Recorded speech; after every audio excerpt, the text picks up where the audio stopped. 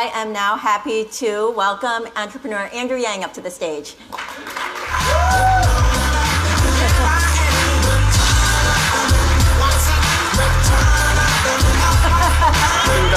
energetic. Getting back. Hello, everyone. Wow, I forgot I'm amplified. Hello. Thank you. I know you're all here for me. Appreciate it.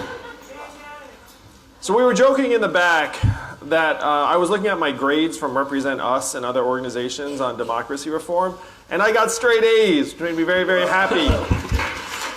And we were joking in the back that if the big companies wanted someone to do their bidding, they never would have sent the anonymous Asian man that no one had heard of 12 months ago.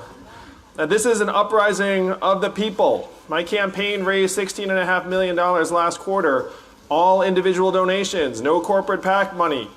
So my fans are almost as cheap as Bernie's, but it's just everyday Americans knowing that we can do better for ourselves. Donald Trump's our president in part because many Americans have given up hope that DC is responding to us. And that is not an irrational concern, because the feedback mechanism truly has broken down.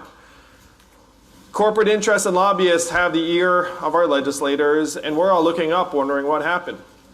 There was a headline in one of those satirical publications that said that we should hire our own lobbyist to represent us, because that's the only way anything would get done for us anymore.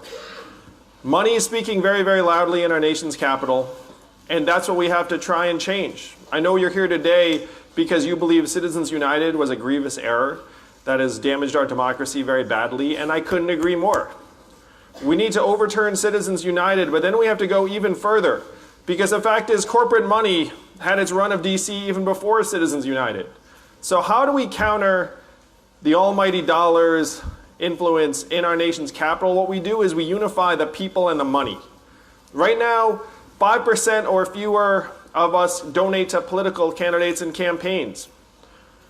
So what we have to do is put money into our hands, democracy dollars that only we can give to candidates and campaigns every single year. 100 democracy dollars, use it or lose it, that you can give to whomever you'd like each calendar year. If we did this, what percentage of Americans would give to candidates and campaigns? Not 100, Americans are lazy. But you'd certainly get it up from 5% to what? 30, 40, 50%? At 50%, we would wash out all lobbyist cash by a factor of 4 to 1. Money talks in this country. The problem is that it's speaking for the companies. We have to have the money speak for the people.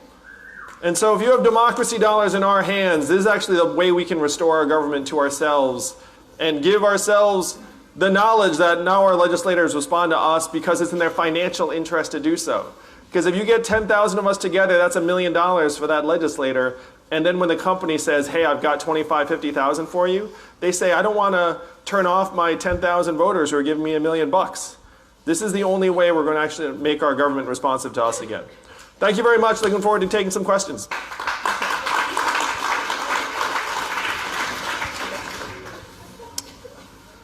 So you have a lot of proposals to reform government, to reform lobbying. One of the proposals that you have out there is you have a plan that would raise the salary of, to be clear, the next president, not yourself, Yep. to $4 million. Yep. While barring them from accepting outside employment or speaking fees for sort of a decade after they leave office. You do the same with agency heads and cabinet members. You would raise their salary to $1 million. The idea behind this is basically remove the temptation. And the revolving door, yeah. But how would you sell a plan that involves giving, these high-ranking government officials a massive raise to an American public that's already, as you said, distrustful and disdainful of Washington? As your president, about a year from now, I will pledge to, I'll stand up, it's a little awkward. Sorry about this. Now it's like, you've asked me a very serious question, sir.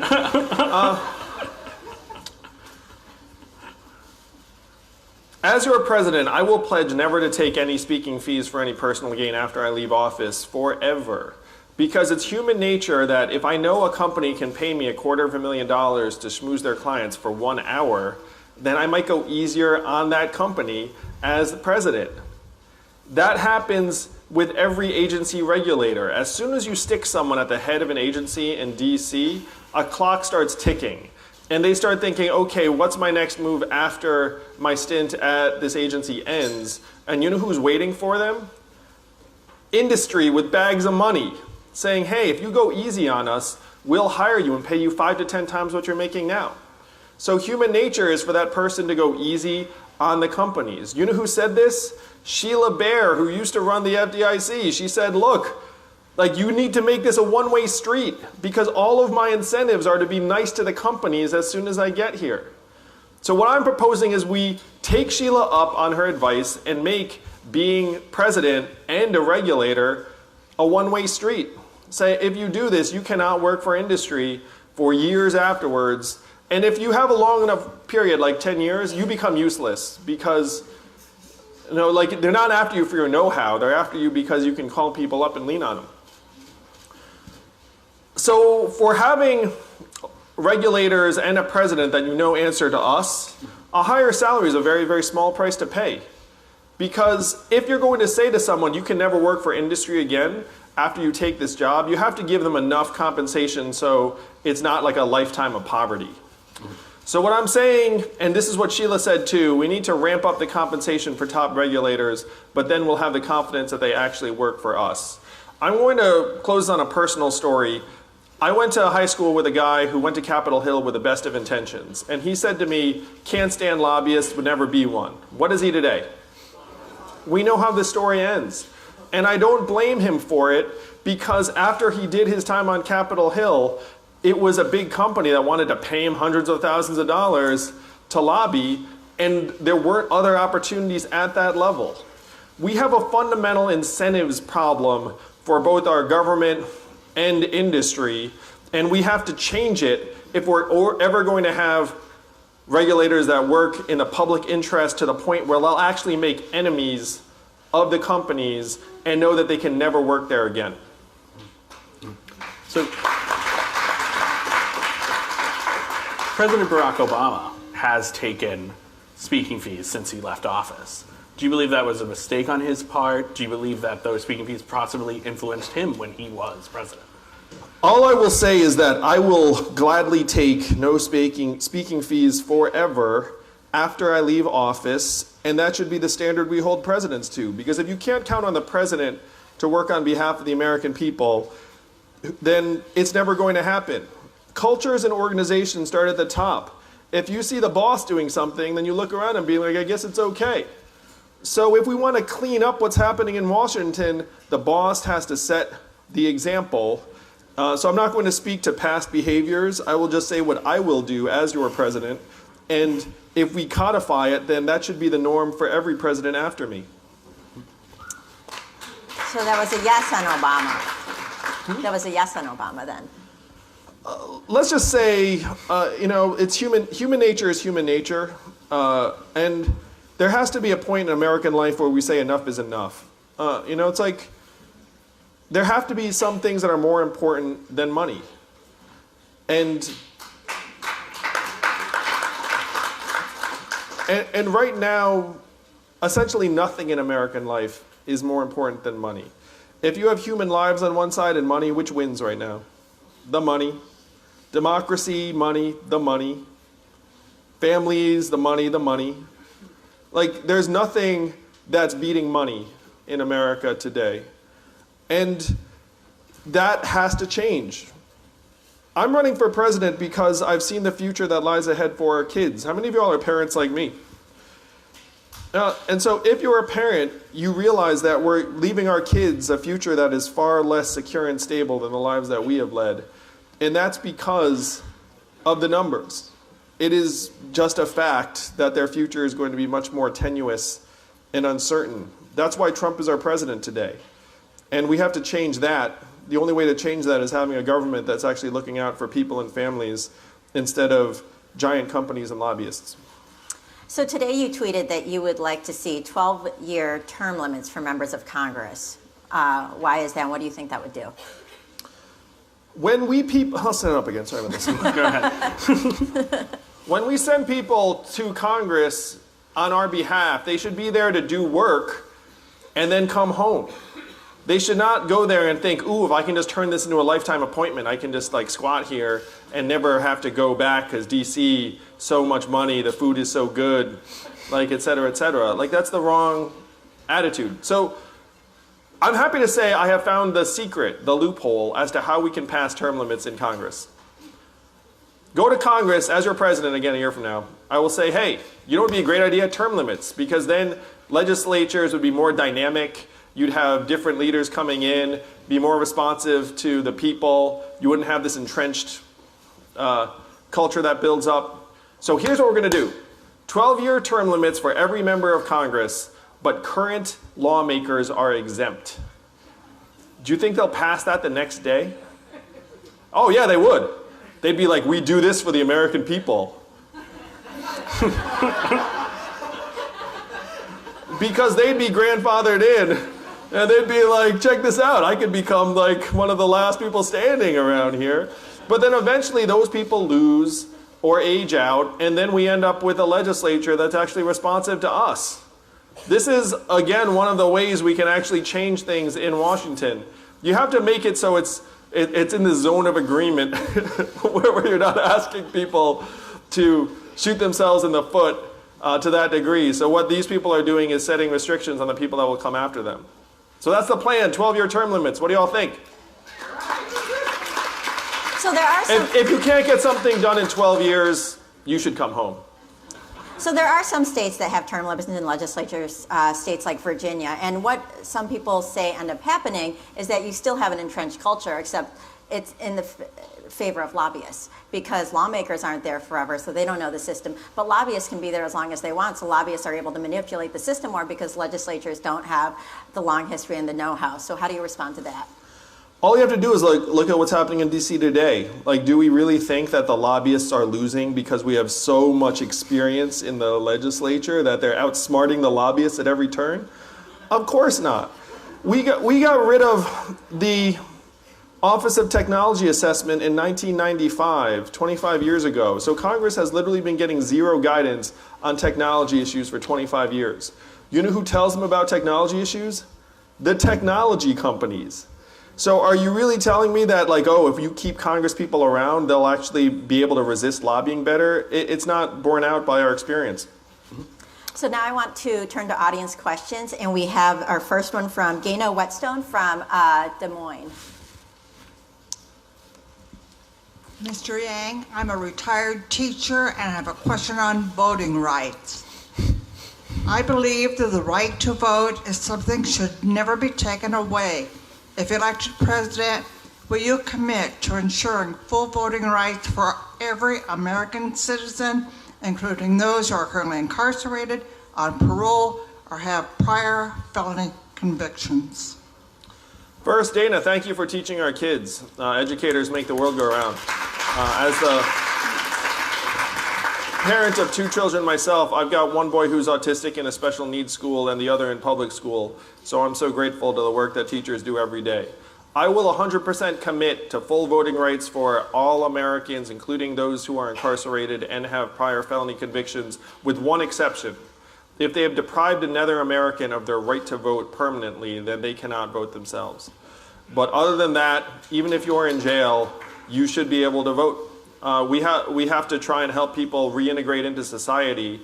And there are many things we can do to make voting rights easier. I mean, we all know what's happening right now. We're saying to everyone, hey, great news, you can vote. And then we put up all these obstacles along the way.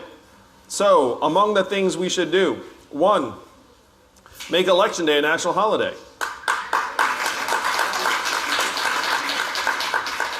Number 2, have automatic voter registration when you get your driver's license or any other government documentation. Vote by mail. Just try and make it easier instead of harder. I'm going to propose something. I've already proposed it. I'm not making any news here. But this is something that Americans are just waking up to. We should lower the voting age to 16. And hear me out as to why we should do this. Here are the advantages. The earlier you vote, the more likely you are to vote throughout your life. it would turn every public school into a political hotbed where they actually would be talking about politics junior and senior year, transform the culture. And number three, if you're 16, you can pay taxes if you work, so you should know where the taxes are going, and you're going to be on this planet longer. The primary counterargument to this is that 16-year-olds are not well informed enough and their brains aren't fully formed enough to be able to vote. To which I would say it's not like we're giving pop quizzes to people who are voting now. You know? And we know people are showing up to vote that haven't exactly gone through like copious white papers on candidate positions. So to me, I think we need to trust our young people and empower them and have them feel like they're part of the political process from day one. Another thing I would do to strengthen our democracy that people don't talk enough about, I would support local journalism. Because the fact is it's very hard to vote, particularly on community matters, if you don't have a local paper covering things anymore. And almost 2,000 local newspapers have gone out of business. Why? Because all of their revenue floated up to the internet. And here in America, the market rules all. So if the market says you no longer have a local paper, you don't have a local paper, and democracy suffers. As your president, I would put billions of dollars to work in matching grants to help communities transition to sustainable public-private models of journalism that could be headquartered in public libraries to try and move us to a point where everyone knows what's going on in their community, because you can't have a functioning democracy otherwise. Thank you. And we have one more question from you, and this one's from Victoria Herring, who is also from Des Moines. Thank you for being here, Mr. Yang. I'm a retired civil rights lawyer, so I think it's good to be following a teacher who teachers teach me everything, taught me everything. The gerrymandering process is never fair and is always contrary to our democracy. Gerrymandering is one of the many reasons people feel that their vote does not count. It is a tragedy that should be addressed. What will you do to make our voting districts fairly drawn and not subject to gerrymandering? Thank you, Victoria. Civil rights lawyer, I mean, that's tremendous. That's incredible work. And this is such a pro-democracy group. It's very exciting. So gerrymandering is a massive problem, and someone put it best, voters should be choosing politicians, not politicians choosing voters. So I would back up what Eric Holder and Barack Obama have been working on in terms of anti-gerrymandering provisions that are based around objective criteria for these voting district lines, and not some politician coming in and being like, ooh, if I draw this line this way, then the people that like me will be here and not the people that don't like me. This is, to me, one of the clearest examples of a need to safeguard our democracy. I would, as president, have these objective criteria and say, look, we should be following them instead of letting politicians choose their voting lines. I also want to talk about what we're all here thematically to reverse, which is the Citizens United ruling. So there are a couple of ways you can reverse Citizens United. Number one is a constitutional amendment. Very, very difficult in today's day and age, because you need 2/3 of states, 2/3 of Congress, really hard. So we all know what the other path is, right? The Supreme Court overturning itself. Now that sounds like it might be very, very difficult, but that's actually the easier path here. Now, I have a couple of major reforms for the Supreme Court. Number one, we need to shift to 18-year terms instead of lifetime appointments. Really, like if you think about lifetime appointments, they make no sense at all anymore. When they wrote the Constitution, people did not live as long as they do now. And people stepped down for a variety of reasons. They didn't stay on the court until they were at death's door. Really.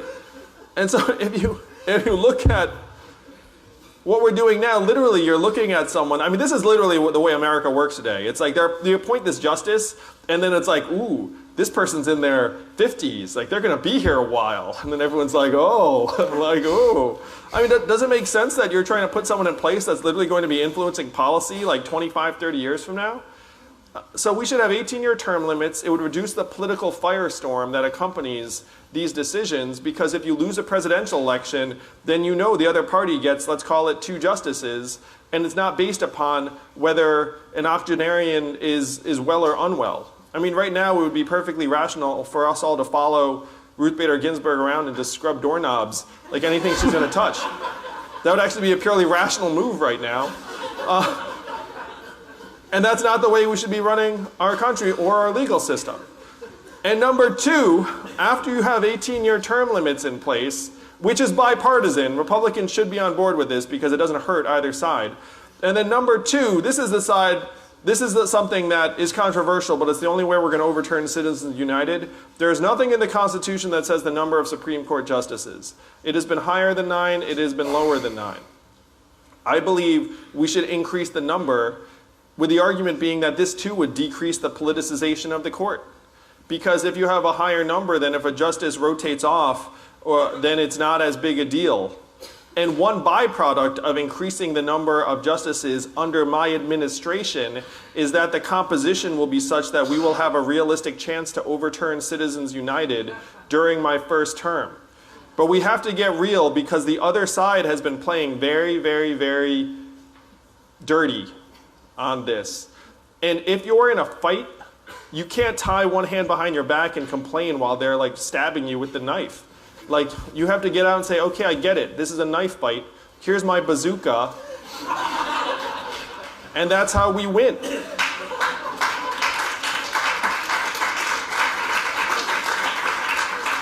Great.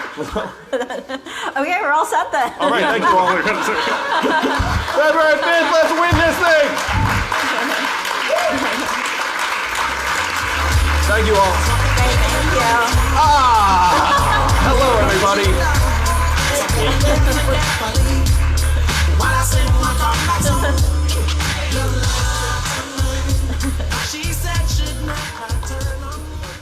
Thank you all for sticking around. We have one more speaker, final speaker of the day, and making sure we're all ready. 1 second. That's fine. It's totally fine. Put the money in our hands. Put the money in our hands. Put the money in our hands. Can we afford it? Yes. Will it cause inflation? No. Is it awesome? Yes. Is anyone trying to make it happen? Yeah, that guy.